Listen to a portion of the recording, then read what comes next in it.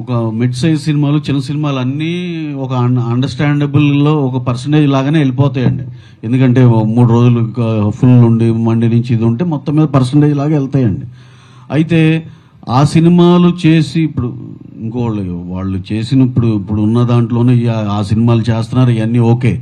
కానీ పెద్ద సినిమాలు ఎవరి దగ్గర ఉన్నాయో మీ దాంట్లో నాకు షేర్ కావాలన్నట్టు ఉంది. ఏంటంటే వాళ్ళ దాంట్లో పర్సంటేజ్లకి వెళ్ళిపోతుంది, అది ఓకే. పెద్ద సినిమాలో నాకు షేర్ కావాలి అన్నట్టు ఉంది. ఇది ఎక్కడ అన్యాయం?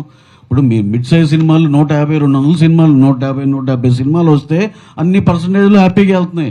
ఆ వచ్చే 6-7 సినిమాల్లో అదేంటి, నువ్వు ప్రొడ్యూసర్ అయినా సరే, నువ్వు డిస్ట్రిబ్యూటర్ అయినా సరే, నాకు కావాల్సిందే నీ డబ్బులు.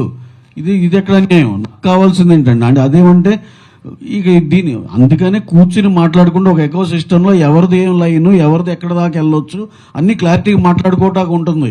ఇప్పుడు దీని తర్వాత మా ఫౌజీ ఉన్నాయి, ఇంకా పెద్ద సినిమాలు ఉన్నాయి.